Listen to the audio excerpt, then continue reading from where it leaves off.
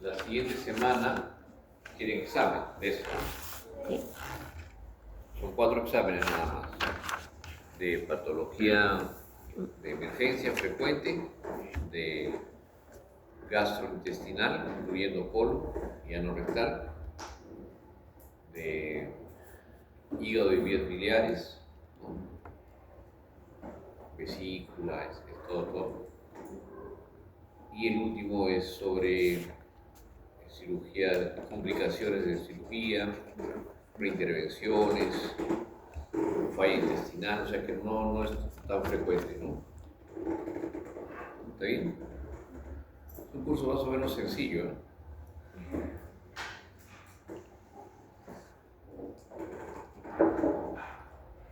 En el último capítulo vemos un poco de miscelánea, cirugía laparoscópica, hernias, etc. ¿Ya? Bien, vamos a hablar de cáncer de colon. Como les mencionaba, bueno, es del intestino grueso o colon. El cáncer de colon está incrementándose cada vez más, ¿no? Nosotros en el Hospital Almenara tenemos un servicio de colon-proctología que recibe un montón de pacientes de cáncer de colon. Se ha duplicado, se ha triplicado la frecuencia. Mantiene, pues, siempre es predominante en varones, es 5 a 6% de la población general, pero probablemente este incremento se debe a cambios. ¿Qué cambios se han dado en los últimos años, lustros o décadas? ¿Cuál? Estilo de vida, ¿qué es eso? ¿Qué se ha cambiado en el estilo de vida? ¿Qué comemos? Tomamos con preservantes, ¿no es cierto? Este dice sin preservantes, para no hacer el mala propaganda. Pero dice parcialmente endulzado con stevia. ¿Qué tal? Entonces aquí dice los octógonos, ¿no? Alto en grasa saturada.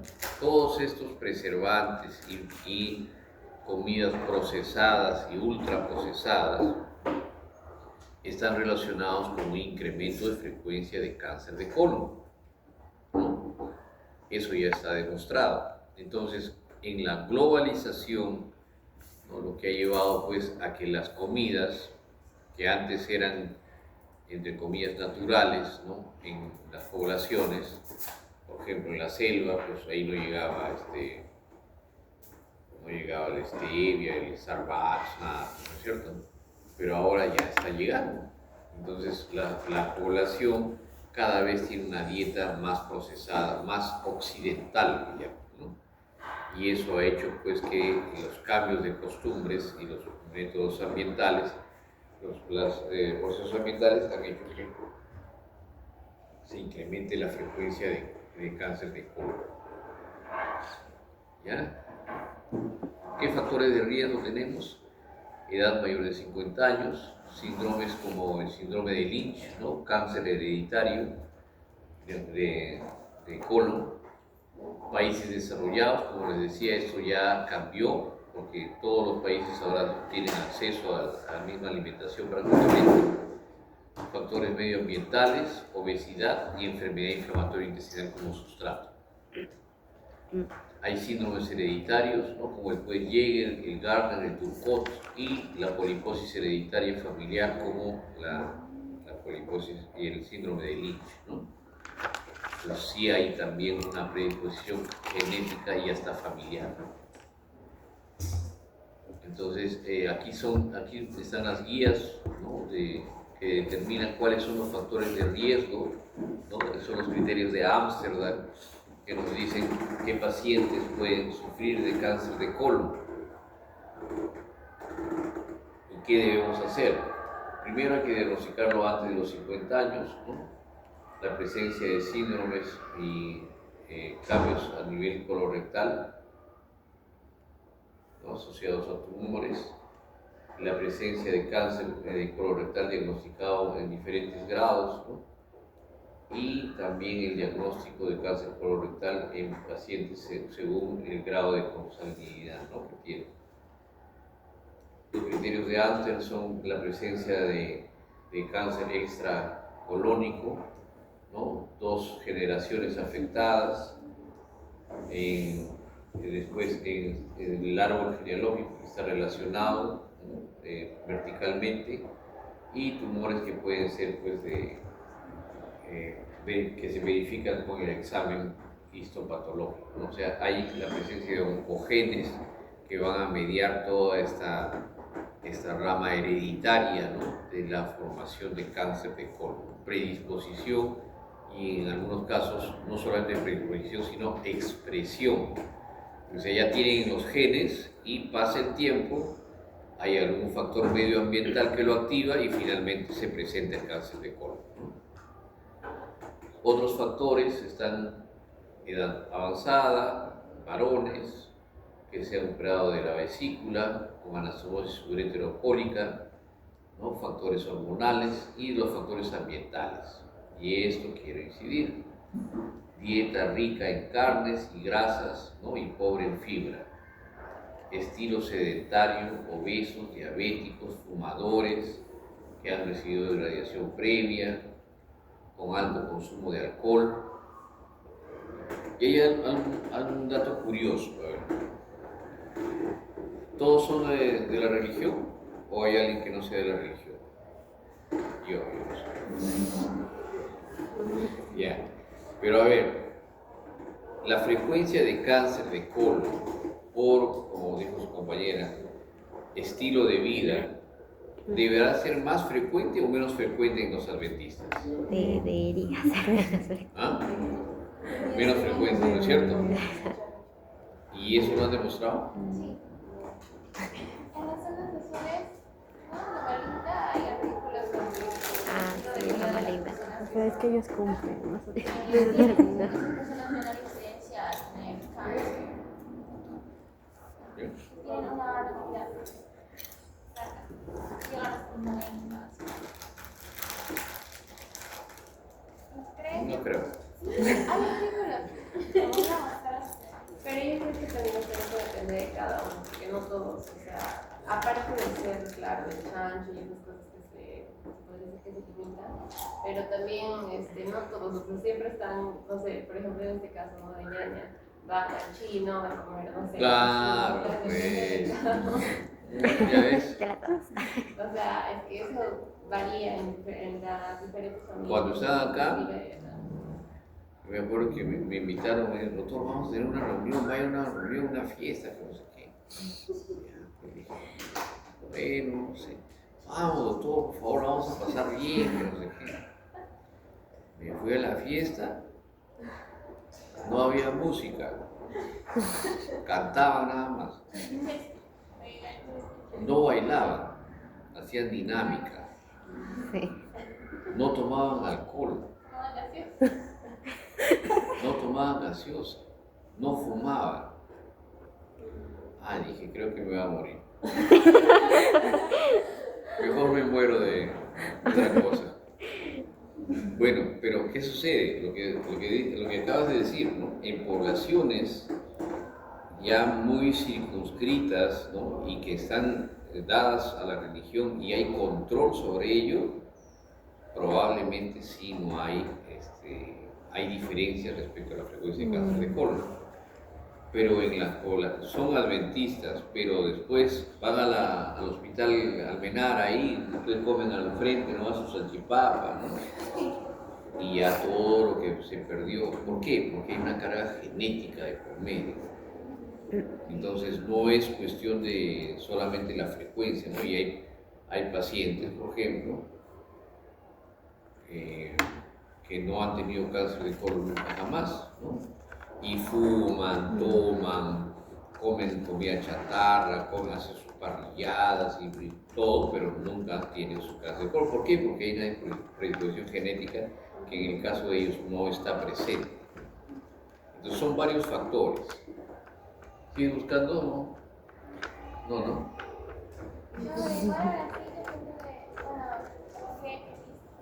Me mandas pues la información. Sí.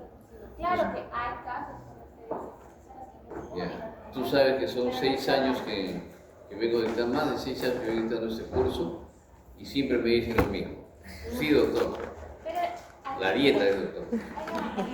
Y no, nunca me lo dejo. Sí se llama. Hasta ahorita estoy esperando. Pero lo más lindo es lugar cerrado. No cualquier entrenador. Ya, entonces, bueno, hay que tener en cuenta también que no, eso siempre es multifactorial. ¿Por qué? Porque ustedes no comen carne, pero poco, ¿no es cierto? ¿O no comen carne? Pollo. Pollo. De puerco no comen, ¿no es cierto? Ah, Ya. pero lo demás. Pero, a ver, estilo de vida sedentario, sí, todos son sedentarios. No, no fuman, no fuman, No, es cierto? fumamos. Ya está. No toman alcohol. No. Ya está, ¿ves? Entonces tienen varios factores que en teoría pues deberían ser. Bueno, entonces la carcinogénesis colorectal. Hay que tener siempre vigilando al paciente que tiene pues genes reguladores del crecimiento o supresores de estos genes y la expresión de los siguientes oncogenes: el KRAS, el CMYC, el CNEU, el CEVER2 y el CSRC. Son oncogenes. ¿Qué quiere decir? Que las personas van a tener estos genes y los cambios medioambientales van a hacer que se expresen y den la enfermedad. Probablemente pues la carga genética que tenemos de cáncer cada vez se ha hecho más frecuente. ¿Por qué? Porque algunos de los pacientes no tenían la expresión porque no había cambios ambientales, pero se han ido dando y eso se ha ido transmitiendo de generación en generación. Entonces la expresión cada vez es más frecuente, por eso es que hay tanto cáncer de colon. Y va de la mano con esto, la expresión genética y los cambios medioambientales. Entonces, todo esto de aquí puede ser que el cáncer sea familiar cuando se va mucho a la genética, ¿no? Cuando depende mucho de eso, o sea esporádico o producto de cambios ambientales. Entonces está entre los dos, pero generalmente se presentan pues variaciones, ¿no?, de interacciones medioambientales y genéticas. ¿Ya? ¿Qué hay que hacer? En un paciente hay que hacer el tamizaje, se inicia con el test de sangre oculta en heces, de acuerdo a eso si es negativo o positivo. Si es negativo, hay que reprogramarlo en 2 años nuevamente. Si es positivo, hay que hacer una colonoscopía. Ahí nadie se escapa. Si le sale sangre en las heces, tiene que ser colonoscopía. Tienen que ser los machos comprobados, ¿no?, que le han puesto su colonoscopio y no les ha pasado nada, pues ya, ellos son. Y ahí se detecta. En la colonoscopía puedes encontrar cáncer colorectal en el 10% de los casos, pólipos en el 40% de los casos, que igual hay que biopsiarlo, y puede estar normal en la mitad de los casos, o sea, tampoco es tan difícil, ¿no? Si es cáncer, pues hay que hacer todo el tratamiento. Si es pólipos, hay que biopsiarlos y de acuerdo a eso hacer el seguimiento, ¿no?, por el tamaño, la localización y el número de pólipos. Entonces, la fisiopatología, tenemos un colon normal, hay una desactivación de genes supresores en los tumores, ¿no? Hay esa desactivación, se activan los oncogenes, se expresan, aparece un pólipo adenomatoso y este se transforma en cáncer colorectal. ¿Ya? El cuadro clínico es dolor abdominal, cambios del hábito intestinal. Aquí sí hay diferencias. Realmente pueden tener obstrucciones o diarreas, ¿no?, o una alternancia entre ambas. Anemia, que es uno de los síntomas más frecuentes que se presentan, ¿no?, cáncer de colon. No tanto baja de peso, pero sí anemia. Y hematoquesia, que se comió la M, ¿no?, que es el sangrado digestivo bajo. Los pólipos, como ustedes entenderán, dentro del colon no causan mayor problema, por eso son asintomáticos. Lo que hay que hacer es detectar paciente mayor de 50 años, ¿no? Las guías italianas del Hospital Italiano de Argentina dicen que a partir de los 50 años todos se deben hacer una colonoscopía. Y en edades avanzadas, pues El colon derecho generalmente es anemizante cuando se presenta el cáncer en el lado derecho, y el izquierdo generalmente causa obstrucción. Pero eso es muy variable, ¿eh? Tenemos también colon derecho que puede dar ambas cosas.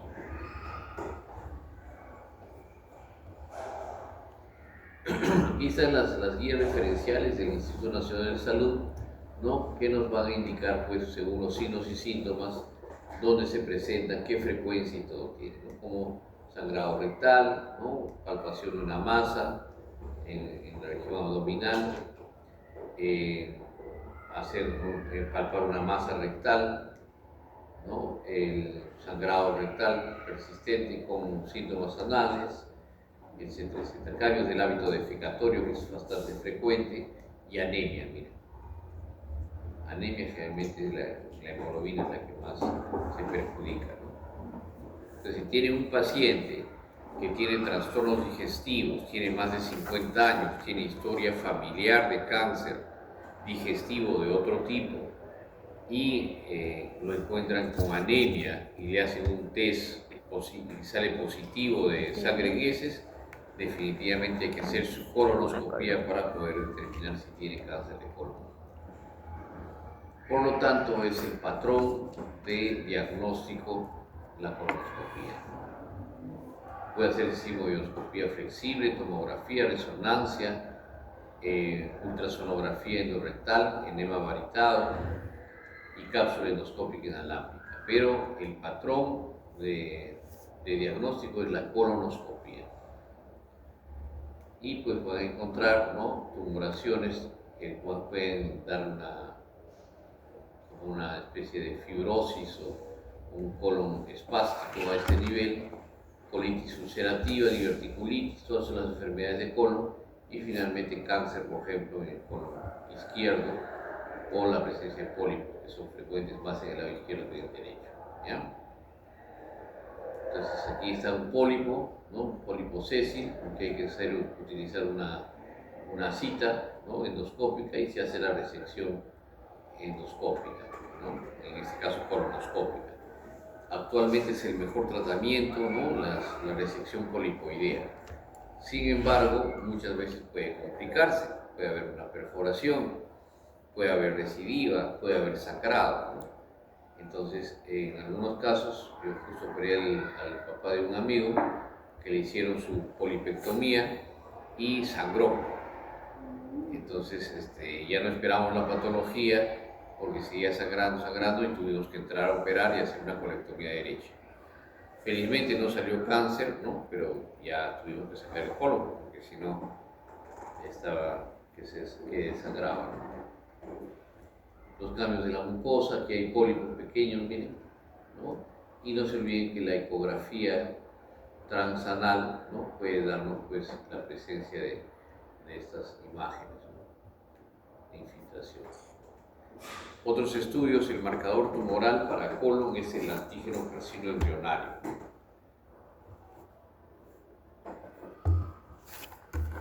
Y en los pólipos adenosos no se olviden que tienen que ustedes hacer biopsias. ¿Por qué? Porque muchos de ellos, el 90%, no podrían progresar a no cáncer, no progresar a cáncer, pero un 10% sí pueden pasar a cáncer. Tipos de pólipos de acuerdo al tamaño, ¿no?, si son pediculados o no, y si son sésiles es más frecuente la malignización de los mismos. Ese es un pólipo, ¿no? Lo que hay que hacer es introducir un asa, ¿no?, un asa caliente o un asa fría con un aplicador especial, y se secciona la parte de la base y se hace el análisis patológico del resto, ¿no? Los pólipos pueden ser de esta manera pediculados o pueden ser sésiles, ¿no? Estos van más hacia cáncer, en cambio estos más benignos. Y lo que se utiliza para el cáncer de colon es la estratificación, así como había el Borman para el estómago, hay la de Lux para el colon, ¿no?, en el caso de cáncer avanzado, de acuerdo a los estadios. Y esa es la estratificación, estadio A, B, C, D, de acuerdo a la invasión. y utilizamos igualmente el TNM para poder estratificar y ver la sobrevida que se da según estadio del cáncer de colon. Ahí está la modificación de acuerdo a la clasificación de Dukes, ¿no? Esta es la clasificación japonesa y este es el TNM. No les voy a explicar porque es una rayadera, así que simplemente tienen que saber hay una correlación entre ambos, ¿no? Pero la de Dukes es la más práctica para ver cuánto va progresando la enfermedad. Por eso que lo usamos hasta ahora. El tratamiento definitivamente es quirúrgico. ¿Cuál es el tratamiento de cáncer de colon? Quirúrgico. Ya hay que hacer la resección. La resección con márgenes de sección, ¿no? A cada lado de 6 centímetros, de 4 a 6 centímetros lo ideal. Y la reconstrucción puede hacerse en primaria con sutura mecánica. Y lo que se tiene que hacer es una colectomía subtotal o una hemicolectomía. No se hace colectomía segmentaria en caso de cáncer de colon. De otra patología puede ser divertículo, angiodisplasia, lo que fuese, pero cáncer de colon no pueden hacer resecciones segmentarias. ¿Alguien me puede decir por qué?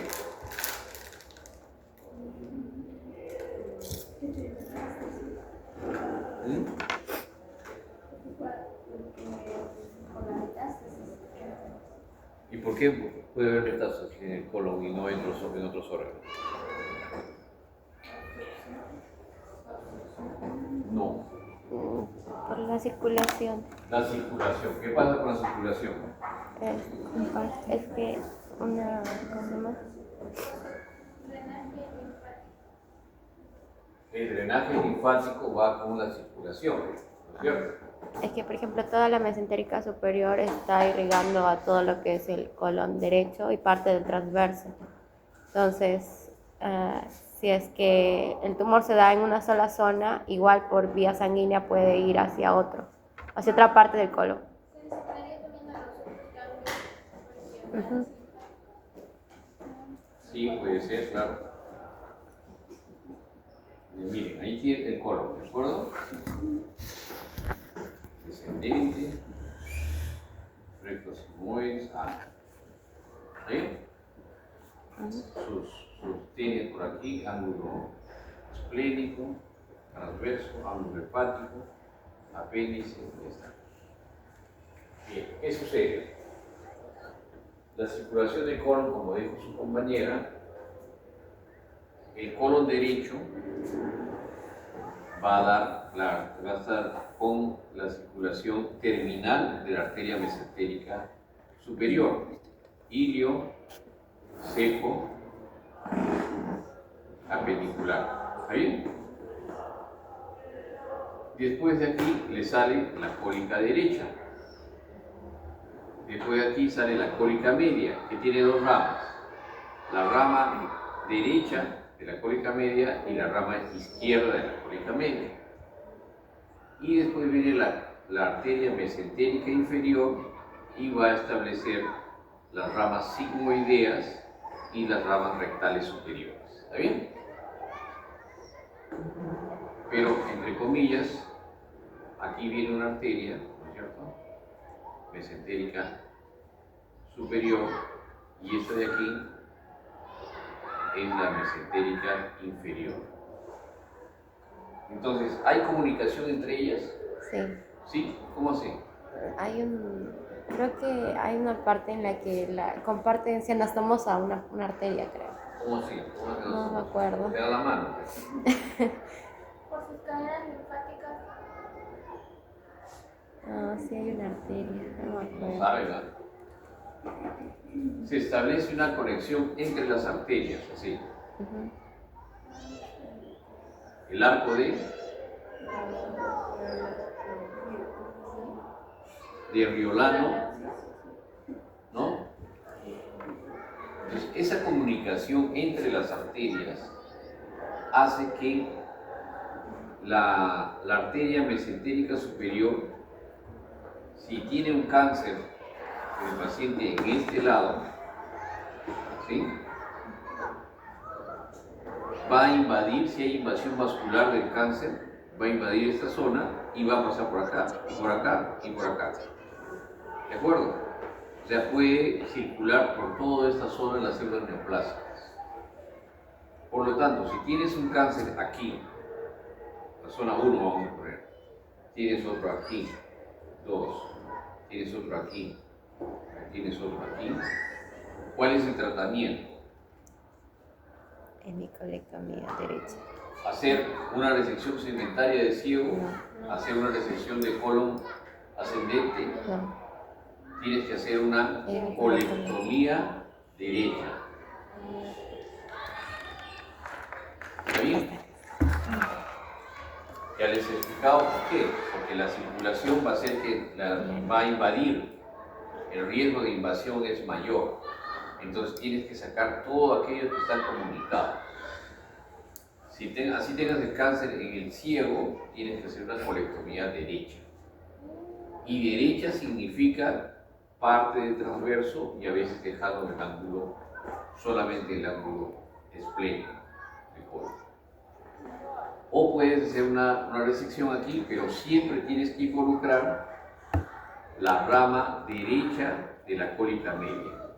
Ya, la colectomía derecha comprende sacar los ganglios y la arteria iliocecoapendicular, la arteria cólica derecha y la rama derecha de la cólica media. O sea, estos tres tienes que sacar de todas maneras, porque ahí están los ganglios. ¿Está bien? Después ya es la unión del ilion hacia el colon y no hay problema. Y cuando tienes un cáncer de colon izquierdo, por ejemplo aquí, en el sigmoides, o tienes otro aquí, en el ángulo esplénico, ¿no?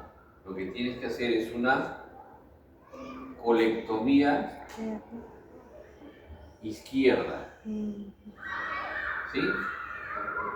Que te involucre los siguientes ganglios y ramas: la sigmoidea, la cólica izquierda y la rama izquierda de la cólica media. ¿Sí? ¿Se entendió? En cáncer tenemos que hacer resecciones amplias, resecciones cólicas de colon derecho y colon izquierdo. Por eso no hay cuando hay un tumor que está en el transverso, ¿qué hacemos? Sí, hay un tumor que está en el transverso. ¿Qué haríamos? Ya le sacas el transverso, pero solamente el transverso, o el derecho o el izquierdo, o todo. ¿Cuál? ¿Qué harían? ¿Derecho o izquierdo? Derecho. Derecho. Colectomía derecha ampliada. ¿Ya? Nuestro brazo de Riolano, o sea, conecta toda la circulación, ¿verdad? El arco de Riolano en la zona izquierda, el arco de Drummond, En el lado derecho.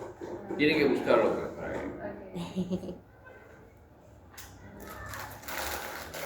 Okay.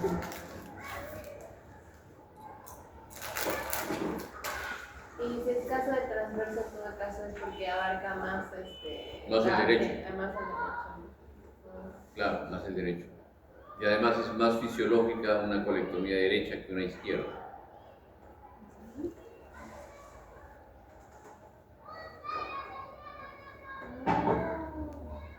Y si está más cercano del transverso al izquierdo, ¿saco el izquierdo y el derecho? No, Solo el izquierdo. no, si está pegado, o sea, el transverso, está en el transverso, pero más pegado hacia el izquierdo, le haces derecho igual. Ah, igual derecho. Mira, ahí está, ¿ves? ¿Ves el triángulo? Por la circulación. Solo cuando está en el ángulo esplénico. Claro, pones el ángulo esplénico hacia abajo, le haces colectomía izquierda. Siempre va a ser eso, no hay excepciones. No hay excepción.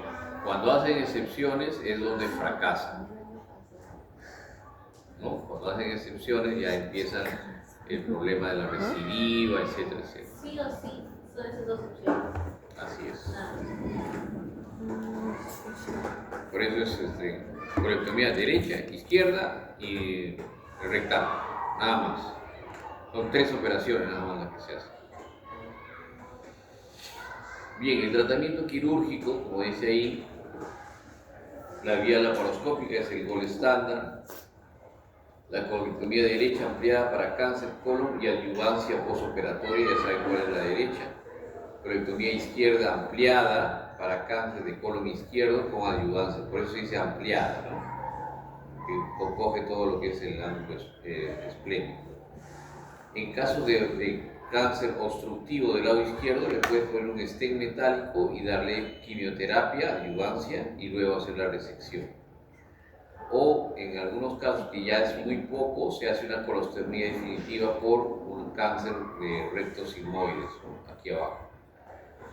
¿Por qué? Porque actualmente hay el tratamiento que le llaman el wash and wait, que es esperar y mirar, wash, ¿no? Wash and wait. Mirar y esperar. ¿Qué le dan? Quimioterapia y radioterapia. Y se ha demostrado, es una escuela de Brasil, ¿no? Se ha demostrado en el mundo que la quimioterapia y radioterapia en el cáncer de recto puede llevar a remisión completa de la enfermedad. Antes le sacábamos todo esto, mira, le dejamos una operación de Miles con una colostomía definitiva, una colectomía de izquierda amplia, ¿no? Pero ahora no. Ahora hay la terapia de esperar y mirar y ver la respuesta de la quimioterapia y la radioterapia. Y muchas veces ya no hay más que hacer quirúrgicamente. ¿Y aquí en Perú también? Claro, sí. Y eso sí nos ha llegado. Claro, porque para los peruanos el wash and wait es parte de nosotros, mirar y esperar. Mirar y esperar es una conducta que siempre hacemos. Lo único que ahora tenemos quimioterapia y eso ha ayudado. Y esto es para cáncer de recto.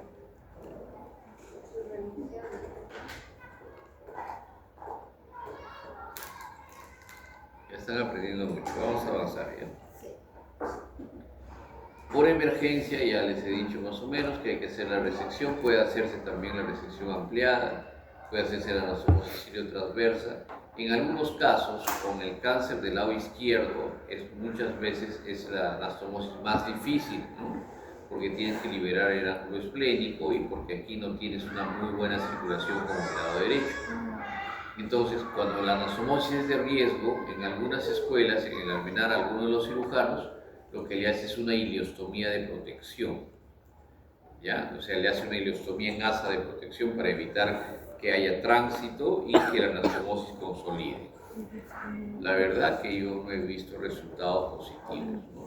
Le haces dos problemas, tenía un problema y ahora tiene dos.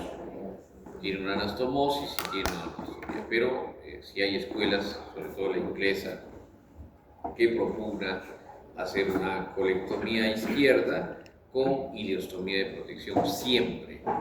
Bueno. Pero usted no lo considera así. No, yo siempre por emergencia es blanco o negro nada más, ¿no? Colostomía o resección y anastomosis. No hago otras cosas. Lo sencillo, lo simple. ¿Y en qué caso sería resección y anastomosis?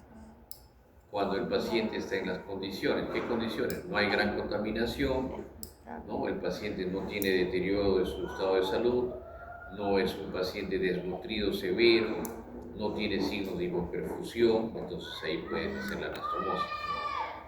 Los criterios de la anastomosis no cambian, ¿no? Ves al paciente, así como le dije en Volvo, ves al paciente, ves el terreno y ves el asa. Si las asas están buenas, si conectan bien, no hay diferencia de diámetros, tú estás tranquilo, ¿no? Nadie te está presionando, no tienes preocupaciones, entonces haz tu anastomosis bonita, tranquilo, sin mayores problemas, no le pones DREN, no le haces ileostomía de protección, rezas tu santito o a quien tú quieras rezar, ¿no? Que te pueda ayudar y listo, se acabó. Ustedes no rezan a los santos, ¿no? No tienen santos. Ah, bueno. Está bien. Entonces, esta es una colostomía, por ejemplo, o una ileostomía, ¿no? Como les decía, en algunos casos se hace la anastomosis con una ileostomía de protección. Estos son nuestros pacientes que tienen su colostomía ahí, ¿no? Colostomía del lado izquierdo o ileostomía. Esta es una ileostomía y esta es una colostomía. Y hacer una anastomosis ileocólica, por ejemplo, ¿no? Que no es difícil. Ahora, el riesgo de licencia de anastomosis ileocólica es casi el mismo riesgo que tiene de una anastomosis intestinal. Y siempre es mucho menos riesgo de una anastomosis colocolónica del lado izquierdo. Las que más se abren en el mundo, por emergencia, electivas, en pacientes obesos, en todo, en cualquier sustrato, son las colectomías del lado izquierdo, sean terminal, lateral, etcétera, etcétera. Siempre es del lado izquierdo, son las anastomosis de mayor riesgo, ¿ya? Es el tratamiento adyuvante que se le da, ¿no? Es para cáncer de colon, pero para cáncer rectal, como les dije, ya es totalmente diferente, ¿no? Se ha visto que tiene mucho mejor resultado estas Forfox, ¿no? En el tratamiento de los fluoruracilo también. Y aquí están las terapias con proteínas oncogénicas. Ahora hay terapia biológica para el tratamiento de cáncer, ¿no? De colon y de recto, ¿no? Este es de aquí, cetuximab, ¿no? Y bevacizumab, todos que terminan en mab. Son terapias biológicas, ¿no? Que están dirigidas a reducir, pues, el crecimiento y la reproducción de las células oncogénicas. Las etapas, el crecimiento tumoral va a ser según las etapas, ¿no es cierto? Y esta etapa es más avanzada, obviamente, cuando ya obstruye, hace una obstrucción concéntrica, pero también invade, pues, la serosa. Etapa 1 está limitado ahí al lumen colónico. Etapa 2, cuando ya ha pasado la pared, ¿no? Es transural. Y etapa 3, cuando probablemente no solamente ha pasado la pared, sino hay ganglios satélites, por eso que tienen que sacarse toda esta zona, que han sido invadidos. Y de ahí va a la etapa 4, que es la metástasis. Estas son las imágenes de un adenocarcinoma de colon. Miren cómo se distorsiona totalmente la anatomía, se engruesa la pared. Y estas son las ubicaciones, pues, de los pólipos que pueden transformarse en cáncer. La sobrevida va a depender del estadio, ¿no? Y el TNM, de acuerdo a ello.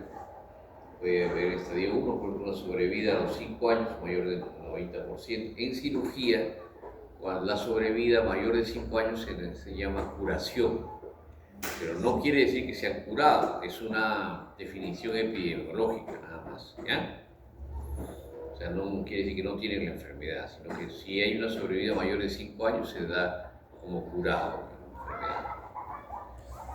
La prevención, detección temprana, ¿no? Ya saben, con la colonoscopía. Las causas de aparición de colon son alteraciones, pues, ya saben, de los hábitos, ¿no? Poco saludables, de la alimentación chatarra. ¿Qué hay que hacer? No abusar de comidas ricas en grasas, o sea, esto. Disminuir el consumo de grasas, consumir preferiblemente grasas monoinsaturadas, disminuir el consumo de carnes rojas, ustedes no comen, así que no hay problema. Aumentar el consumo de pescado y pollo, incorporar dieta de alimentos ricos en fibra. Acabo de ir ahí al pura fibra, nomás, granola, que todo es fibra, pan con fibra, ¿no? Esa es su dieta, ¿no? Horrible, oye. ¿Ah? Sí, pero lo que tengo es que tenga papitas light. porque todo era fibra. Aumentar la ingesta de frutas y verduras, ¿no? Naturales, no jugos, sino picadas, no procesadas. Cuanto menos sea procesado el alimento va a ser mejor. Y la detección precoz con el colonoscopio, ¿no? Siempre una colonoscopía inferior pues va a dar el diagnóstico y va a poder alertar de complicaciones que puede tener el cáncer colorectal, obstrucción, perforación y hemorragia. Y ahí es donde nosotros tenemos que actuar en caso de cirugía de emergencia. Solamente operamos a los pacientes si tienen obstrucción completa, perforación con peritonitis y hemorragia importante, que quiere decir un sangrado mayor de, justo tenemos anoche visto un paciente, tiene que tener un sangrado, le han pasado más de 6 unidades, o tiene que tener trastornos de coagulación, o tiene que tener hipotensión refractaria. Ese paciente sí lo operamos, el resto no puede esperar y es mejor que sea una cirugía electiva y se controle el sangrado vía endoscópica o radiológica. ¿Ya? Obstrucción, aquí está, apuntar al peor pronóstico y siempre, ya les he explicado esto, ¿no? Las localizaciones del ciego, etcétera. Perforación intestinal, ¿no? En lo que hay que hacer básicamente ahí, sacar el colon, ¿no? Y tratar la peritonitis fecaloidea. Es distinto pues la resección colónica y el tratamiento de la peritonitis. A veces tenemos que dejar el abdomen abierto no por la resección de colon, sino por la peritonitis. Cambiar el antibiótico por la peritonitis. Entonces ahí tenemos dos problemas que tratar, ¿no? La enfermedad de fondo, que es el cáncer, y la enfermedad o la intercurrencia asociada, que es la peritonitis por una perforación intestinal. Los escenarios no son los mejores, obviamente, y la hemorragia, pues generalmente nosotros solamente hacemos cirugía cuando ya ha fracasado el manejo endoscópico o el manejo radiológico. Ahí sí tenemos que operar, pero si no, y que cumpla los criterios que les he mencionado, ¿no? Trastorno de coagulación, hipotensión sostenida y refractaria y demanda de hemoderivados mayor de 6 unidades. Listo. ¿Y en qué caso usaría el tratamiento endoscópico? Un pólipo sangrante, por ejemplo, correcto. ¿no? Ahí entras y con argoplasmas lo quemas y ya está. O si no, con una asa fría también entras endoscópicamente, puedes hacer el control. Puedes usar argoplasma o también puedes utilizar radiología, ¿no? Ingresas ahí, vas a la arteria y le pones un coin de teflón, ¿no? Y obstruyes la arteria que está sangrando. Entonces, ¿el tratamiento endoscópico no sería como tal para cáncer? No, usualmente no, pero a veces el tratamiento endoscópico evita una cirugía de emergencia y ya tienes el tiempo para preparar al paciente y hacer una cirugía electiva. Siempre la cirugía de emergencia, yo trabajo en cirugía de emergencia, ustedes saben, pero siempre la cirugía de emergencia tiene más riesgo de complicaciones que una cirugía electiva. Eso es en todas partes del mundo, sea quien sea el que trabaje ahí. Por lo tanto, lo que hay que recomendar y hay que propiciar que se cambie el escenario. A veces vienen los pacientes, doctor, ¿sabe que me duele la barriga? Tengo un cálculo en la vesícula, tiene que operar. Entonces hay que explicarles que los riesgos de la operación se puede hacer para emergencia, pero son mayores que la cirugía electiva. Pero muchas veces no, pero me van a mandar por consultorio, entonces están de apuraditos, quieren que los operen, ¿no? Pero aumenta su riesgo de complicaciones. No hay que hacerlo. ¿Alguna otra pregunta?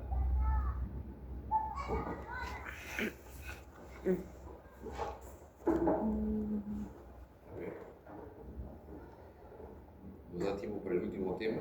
Doctor, al hacer la sesión de anastomosis, o sea, esa es la segmentaria a la que se refiere, ¿ah?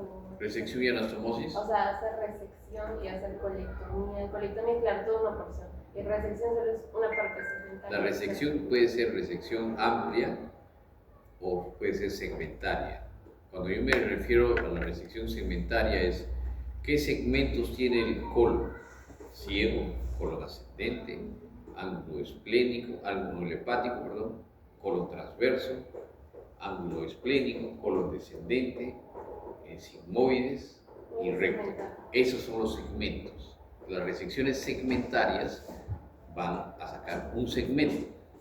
Entonces la resección ya no estamos La resección es una cosa, anastomosis es la unión, es diferente. Los gestos quirúrgicos son diferentes. Una cosa es resección segmentaria, otra cosa es resección amplia y otra cosa es hemicolectomía o colectomía, derecha-izquierda, pero eso es resección. Otra cosa es diferente completamente, anastomosis. Anastomosis sí, pero la resección, ¿esa qué se refiere? La resección es el extirpar el órgano. La resección es la extirpación del órgano. Y la anastomosis es la reconstrucción. Anastomosis sí, pero me refiero a que, por ejemplo, resección de, no sé, una colectomía. No, resección de colectomía no puede hacer. Eso sería por A ver, bien. la resección puede ser de una parte del estómago, resección parcial. La resección puede ser de todo el estómago, es resección total. La resección puede ser del sigmoides, por ejemplo, en un vólvulo de sigmoides. Esa es una resección segmentaria del sigmoides. Es diferente de una resección amplia o colectomía. El colon está dividido en colon derecho y colon izquierdo. Entonces, si tú haces una colectomía derecha, le sacas todo el colon derecho. Todo el colon derecho. Y si haces una colectomía izquierda, le sacas todo el colon izquierdo. ¿Entendiste? Entonces, resección es una forma de extirpar. Resección es cortar y anastomosis es pegar. Así es. Corte y confección, muy bien. Entendido en términos simples.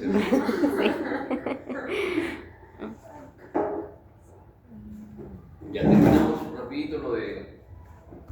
Sí, porque si yo estaba para el examen siguiente. Claro. Creo que voy a hacer una dictadura. Ah, doctor, una pregunta. Cuando hace, por ejemplo, una colectomía izquierda, o sea, después de cortar, ¿qué más haría? O sea, ¿cerraría? ¿Lo dejaría como colostomía? Claro. Entonces una resección así de amplia, ¿no? Entonces muchas veces no vas a poder unir esto con esto. Entonces es una colostomía. Pero lo que puedes hacer también es disecar el colon transverso y hacer que este colon transverso lo pase hacia la base y este colon transverso hace esto, mira. Y lo Entonces, ahí sería resección Más anastomosis. más anastomosis. más anastomosis. Y entonces podría ser cualquiera de los dos, lo podría dejar como Puede ser colostomía. cualquiera de los dos, va a depender de los criterios de tu anastomosis. Sí. Siempre tienes que respetar la circulación, los diámetros y la ausencia de tensión entre los segmentos.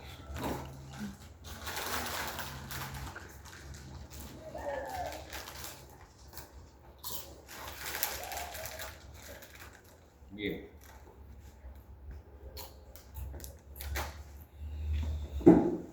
Entonces, para terminar y recordarles, por favor, que no se jalen ya. Otra vez. Vamos a hablarles de patología no rectal. El recto es el último segmento del tracto digestivo. Y el recto ano va a dividirse con una línea, que es, ¿ven esa línea? La línea dental. Lo que está por encima es el recto y lo que está por debajo es el ano. ¿Por qué es importante esto? Porque esto establece una zona transicional. ¿Ven? ¿Qué cambia el epitelio? Este es el epitelio, así como el esófago con el estómago. Aquí este es un epitelio cutáneo, ¿no? O epidérmico. En cambio, este es mucoso, que tiene glándulas. Ahí está la diferencia.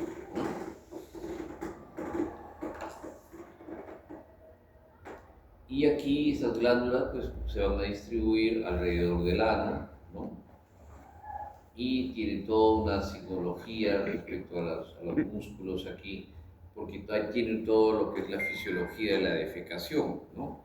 Que es el estímulo armónico entre el parasimpático y el simpático para que haya una propulsión y finalmente dilatación de la zona anorrectal y contracción de los esfínteres para que pueda hacer defecación. La circulación de la zona anorrectal está dada pues por la arteria hemorroidal, ¿no? La hemorroidal inferior y la hemorroidal media, así como la hemorroidal superior. La hemorroidal media y la superior son ramas, como ustedes están viendo aquí, directas de la arteria mesentérica inferior.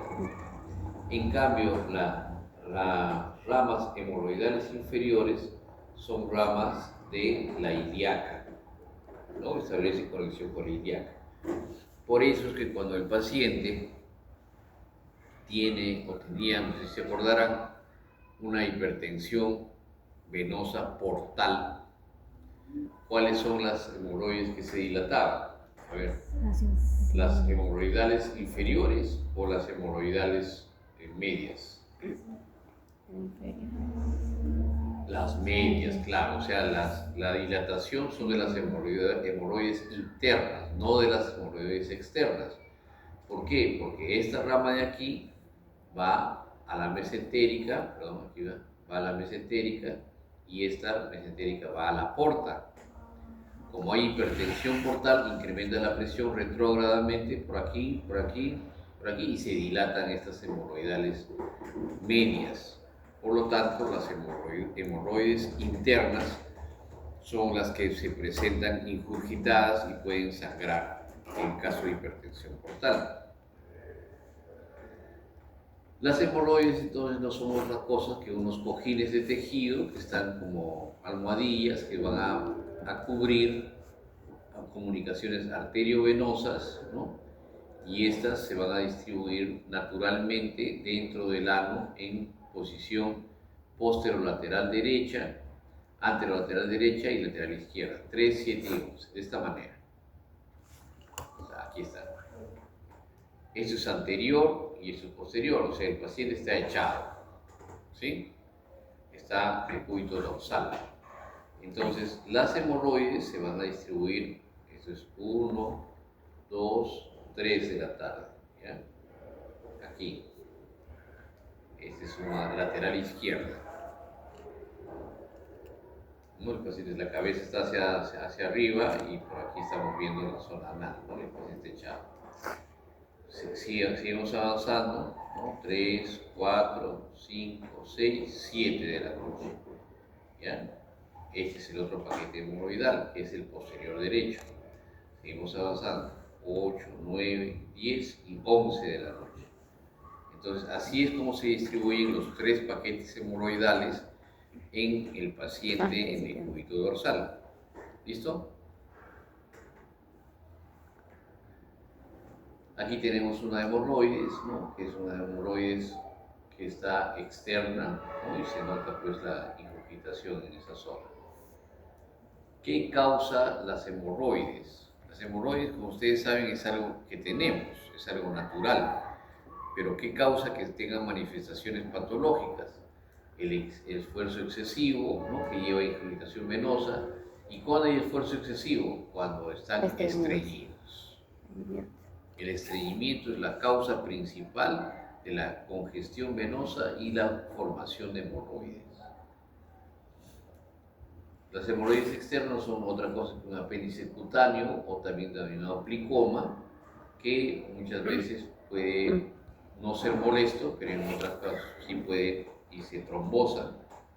Son hemorroides externas, que son los pliegues cutáneos, pero aquí es una hemorroides externa trombosada, ¿no? ¿Qué quiere decir? Que un coágulo de sangre está metido aquí y eso causa un dolor intenso. Entonces, ¿qué hay que hacer? Cortar aquí con anestesia local y sacar el trombo y hacer una trombectomía. Pero ese es un tratamiento de emergencia, no es un tratamiento completo de las hemorroides. El tratamiento completo es la hemorroidectomía. Aquí también tenemos una hemorroides trombosada y miren que ya está con infección y un poco de fibrina. Aquí vemos una hemorroide, está saliéndose el trombo, miren por aquí. Todo esto es la hemorroides y está saliéndose el trombo, que es un coágulo sanguíneo. Entonces la evolución, la mayoría de esos van y es una enfermedad benigna, ¿no? Lo que hay que hacer es cuidar el colgajo cutáneo y el tratamiento médico básicamente es el higiénico dietético, es decir, que no esté estreñido, bastantes líquidos, su agüita, comer frutas, ¿no? Con fibras, esas fibras que haya, que es todas, para regular su evacuación. Y los 4 pilares básicos del tratamiento es el reposo, calor local, ¿no? Baños de asiento, analgésicos y ablandadores de posiciones, ¿no? Ese es el tratamiento médico. Muchas veces las hemorroides remiten con solamente este tratamiento, pero en algunos casos ya se pueden ser molestos y tienen que operarse. ¿Cuándo se opera una hemorroide? Cuando tiene 2 condiciones: dolor y sangrado.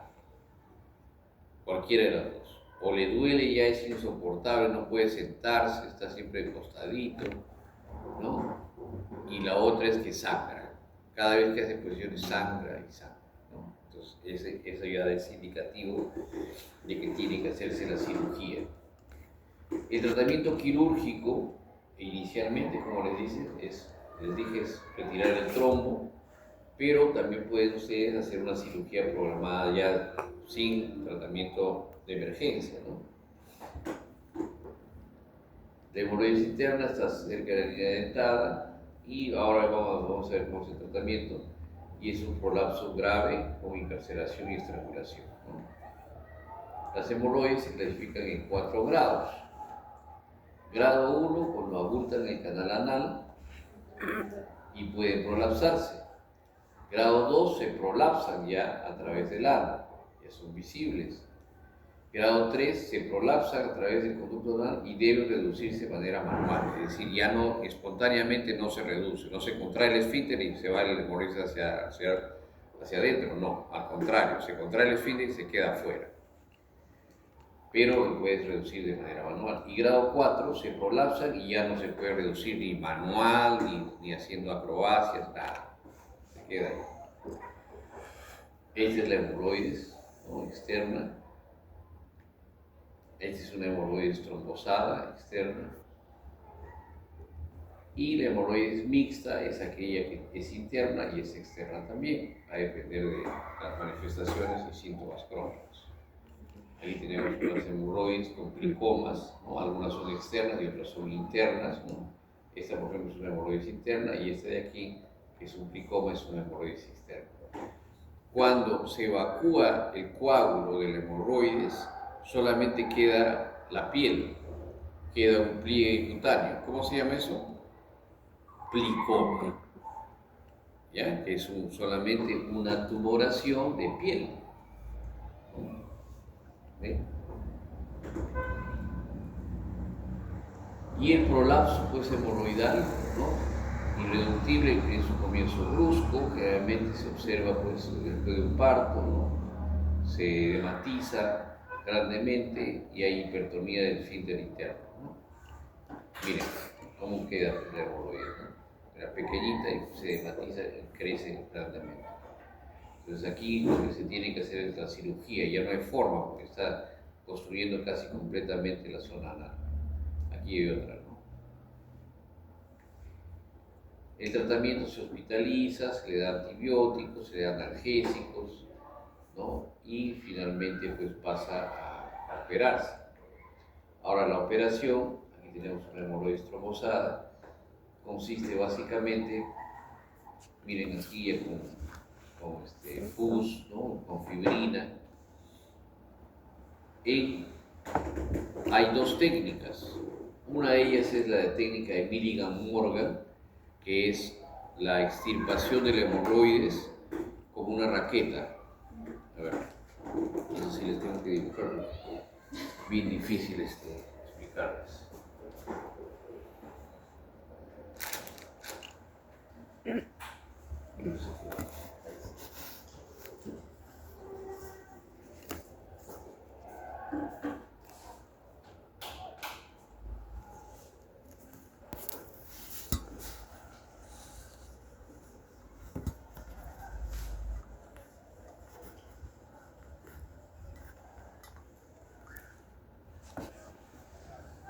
Ya, entonces teníamos aquí, ¿cierto?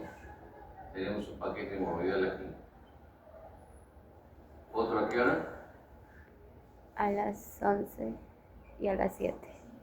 Listo, ¿cierto? Ujú. Este 3, 7 y 11. 6, 6, 7, 7, 8, 9, 10, 11. 11, 12, 1, 2, 3, 4, 5. ¿Está bien? Sí. Entonces tenemos aquí un paquete hemorroidal. Ok, vamos a tratar esto. Primero, si ustedes tienen hemorroides en todo lugar, porque también se dan dos accesorias, ¿no? Aquí, dos chiquititas. Pero si se da el caso de que se forman hemorroides, varias hemorroides, entre ellas, se llaman hemorroides en corona.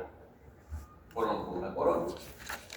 Entonces, lo que tienen que hacer es tratar las más grandes y dejar siempre, por ejemplo, si es entre esta y esta, supongamos que esta también se trombosa, ¿no? Aquí, y esta también, ¿no? Entonces, lo que tienen que hacer ustedes es dejar puentes cutáneos, porque si sacan esta y también esta y así, entonces se va a cicatrizar y se va a cerrar el ano. Entonces siempre hay que dejar puentes cutáneos. ¿Cómo es la cirugía? Ustedes ahí tienen hemorroides, ¿no? Y lo que van a hacer es con el bisturí o con el cauterio hacer lo siguiente, cortar así. Con una raqueta, ¿vieron? Entran así, cortan así. Y una vez que hacen esa sección, va a quedar así la piel, ¿no? El célula subcutánea va a quedar abierta y eso va hacia la mucosa, ¿no? Entonces, aquí generalmente es como un pedículo que disecan, sale el pedículo así como mi mano, y aquí abajo le ponen un punto transfixiante. ¿Por qué? Porque la hemorroide está alimentada por un vaso sanguíneo. Entonces aquí le ponen el punto, ¿no? Y ligan, pues, con un punto van a ligar el vaso sanguíneo. Este lecho cruento, ¿no? Queda así como una raqueta. Esta herida no la tienen que cerrar, la dejan abierta. Por eso es tan molesto el postoperatorio de los pacientes. Obviamente, si le cae algo o le toca algo aquí, le va a doler, ¿no? Sobre todo que es una zona bien sensible, la zona anal. Entonces se deja abierto y se cauteriza. Si es que hay sangrado, se ponen gasas parafinadas. Se deja abierto y esto en el tiempo se va cerrando solo y va haciendo pliegues y finalmente se cierra completamente. Esa es la técnica de Milligan-Morgan, que es la más utilizada. Existe otra técnica en la cual se hace lo mismo de sacar la hemorroides con una incisión no tan amplia, y lo que se hace una vez que queda el lecho cruento es poner puntos y cerrar, y esa es la técnica de Whitehead, ¿no? La técnica de Whitehead. Es la técnica cerrada. Entonces hay dos técnicas, la técnica abierta, que es la más popular, y la técnica cerrada, que no se usa con mucha frecuencia. ¿Cuál es el problema de la técnica cerrada? Que se puede infectar. ¿Listo? Aquí tenemos los hemorroides. Y ahí está, miren, la raqueta, como les decía, que se forma ahí.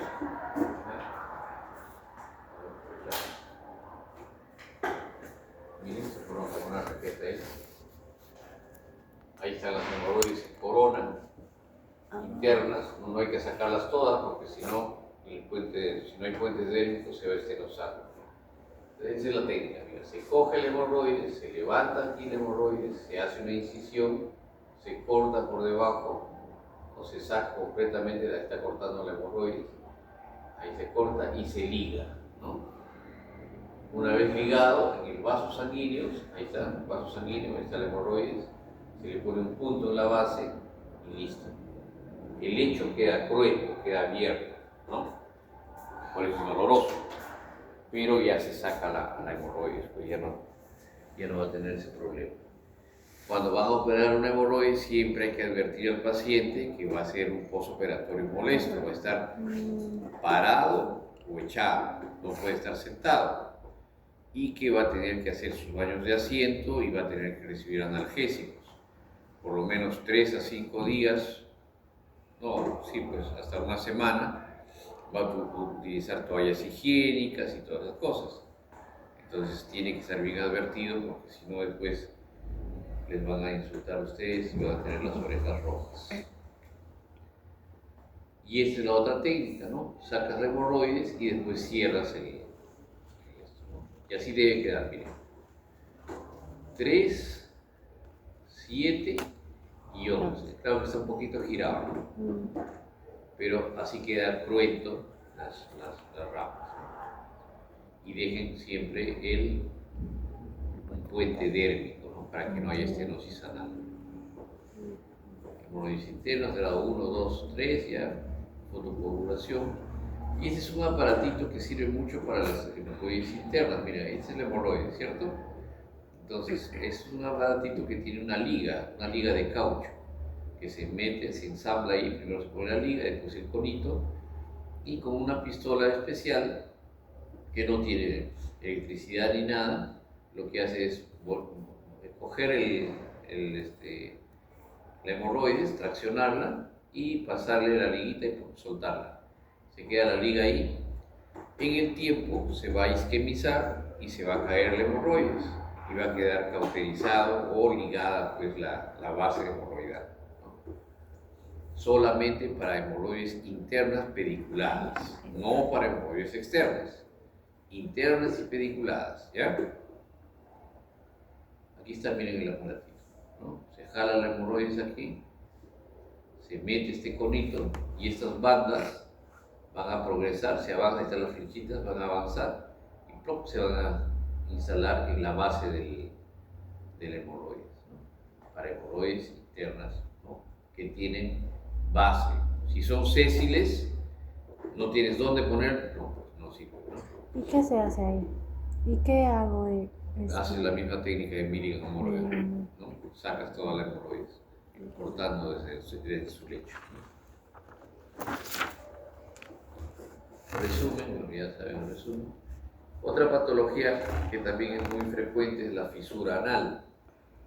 Como su nombre lo indica, es básicamente una grieta, una fisura que se da en el ano. Y cada vez que hace deposiciones arde, pero terriblemente, ¿no? Y duele, obviamente. Se da básicamente por una contracción intensa del esfínter anal. ¿El tratamiento cuál es? Este de aquí, miren, esta es la fisura. Esta es la fisura anal. Entonces lo que ustedes tienen que hacer es entrar a esta zona, abrir una heridita ahí, ¿no? Porque esta es la centinela, y buscar el esfínter anal externo y hacer una sección, no completa, parcial, de tal manera que el esfínter ya no va a tener esa contracción y va a cerrar intensamente, por lo tanto ya no se va a rasgar y va a formar la fisura anal, ¿ya? El tratamiento es una esfinterectomía externa de la zona anal. Esta es la zona de la fisura, como les decía. Generalmente hay una papila hipertrófica que nos va a indicar, ahí es donde hay que hacer la sección y se hace pues la sección del esfínter, ¿no? Externo, no interno. Síntomas que incluyen pues dolor desgarrador, ¿no? A la defecación, un poco de hematoquesia, y lo que hay que hacer básicamente es ese tratamiento, ¿no? Hacer una sección de las fibras del esfínter interno, dice aquí, ¿no? Pero es externo, ¿no? Externo. Así es. Ahí está la fisura anal, ¿no? Y se hace el esfínter aquí, se hace la sección y ya está. La otra patología son los abscesos anorrectales, ¿no? Que son bastante frecuentes, generalmente se dan por patología hemorroidal, ¿no? Y por infecciones en esa zona. Y finalmente, pues los abscesos se pueden aparecer en la zona isquiales o se van hacia arriba. ¿Qué hay que hacer con los abscesos? Drenarlos. Ahí no hay mucha ciencia. Hay que buscar dónde están, puede hacer una ecoendoscopía o una ecografía externa y se hace una punción dirigida y una incisión en cruz para drenar y desbridar, ¿no? O debridar, perdón, no es la debridación. Desbridación es el término, DES, que es sacar todo el tejido pues, desvitalizado, necrótico o el hematoma que está ahí. El absceso, el vaciamiento o drenaje precoz y con incisiones amplias en cruz. Aquí está el modelito, ¿no? Está el absceso y se hace una incisión en cruz y de esa manera se saca el tejido y se deja esto abierto para que siga drenando, ¿ya? Aquí están los abscesos que pueden ser isquios rectales, perianales, tan sencillos como estos, o pueden estar en la zona del elevador.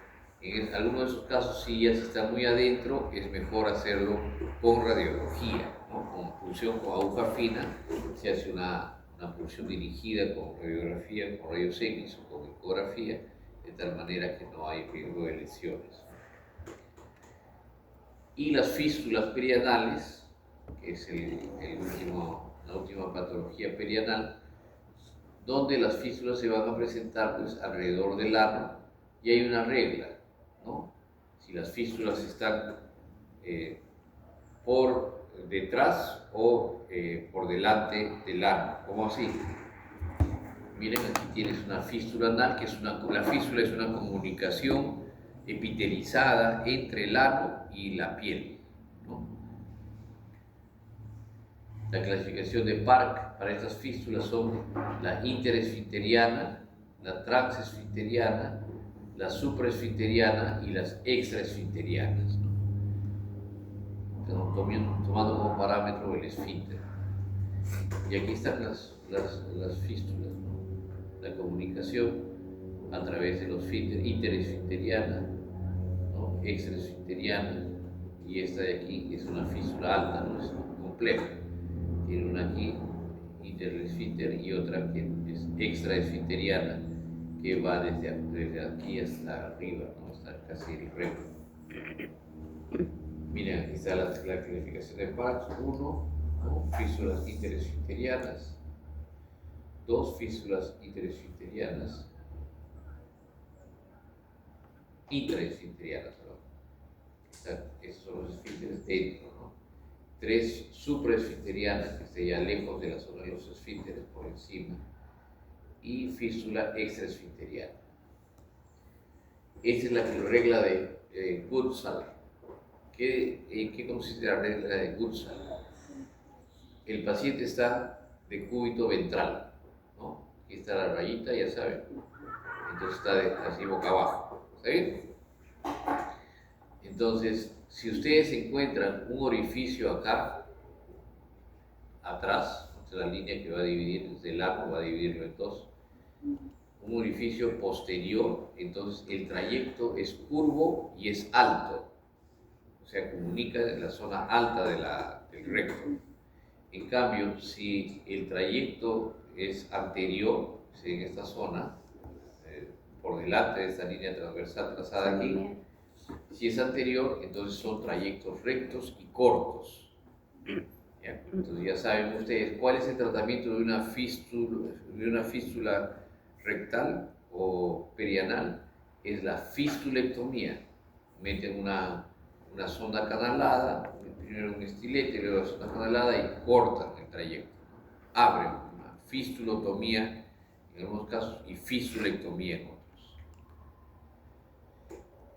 Y otra patología, el prolapso rectal, que básicamente se debe pues a una debilidad del piso pélvico que hace pues que con la presencia de patología anal como hemorroides, ¿no? Se debilita en la zona del piso pélvico y protruye hacia afuera el ano. El tratamiento del prolapso rectal son dos. Hay una técnica que es la técnica Altenmeyer, que consiste en el prolapso que está saliendo, ¿no? Lo recortan y lo vuelven a unir. Altenmeyer se llama. Altenmeyer. Pero se reserva esa cirugía para los pacientes que están desnutridos, ancianos, ¿no? Pero la técnica habitual en un paciente, no, la más frecuente, es la técnica de Ripstein. La técnica de Ripstein no es otra cosa que la promontofijación del recto. A ver. Estoy hablando en chino de repente.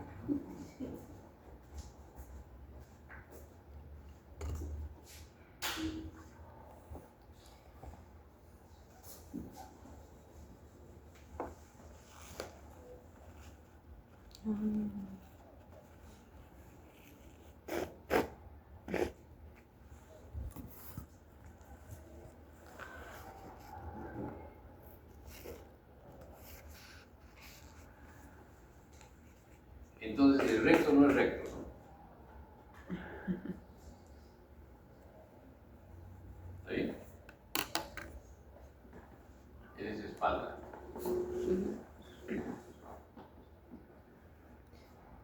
El recto, que viene por acá, no es recto, sino es curvo.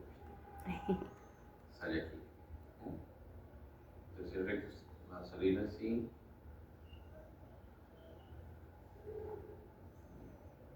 Hace como una S, ¿no?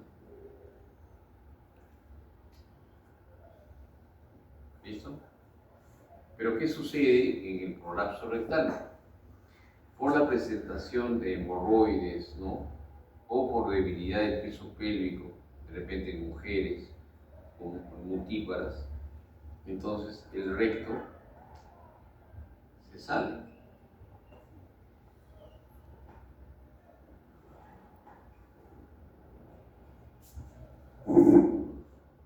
¿Cierto?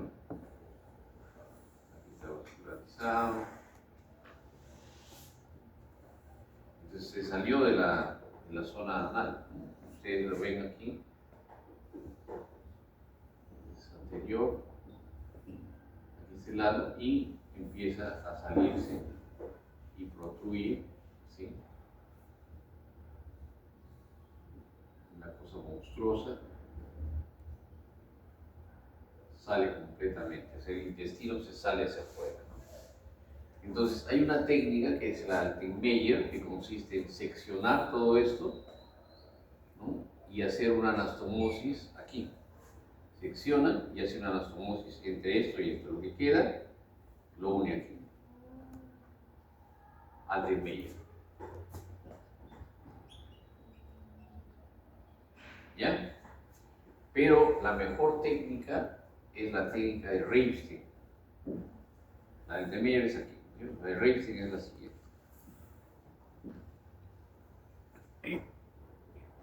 Esto lo asciende, lo sube, ¿ya?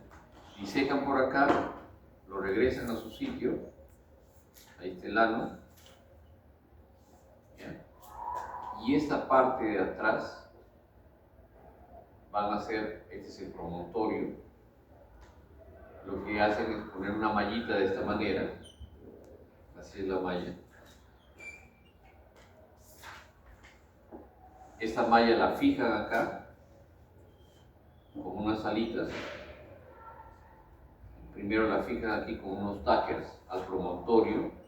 Esta es la visión frontal, ¿ya? Y esta es la visión lateral. la fijan al promontorio y luego la malla incluso puede rodear completamente, si no, hasta acá, y le ponen puntos ahí. Va como una chalina y rodea.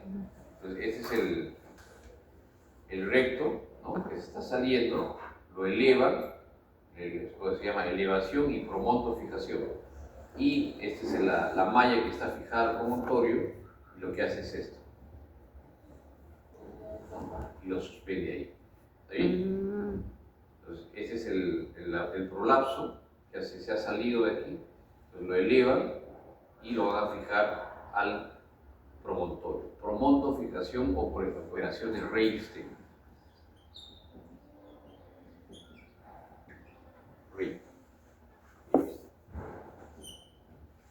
¿Ya? Esta operación también se puede hacer vía laparoscópica. Entonces lo que haces es disecar el recto, al promontorio le pones unas grapas o tackers, ¿no? Los fijas, y luego esto lo extiendes como una chalina hacia adelante y le pones puntos acá. Y de esa manera fijas tu recto. Promontofijación, operación de Reinstein. Listo, muchachos. Eso es todo.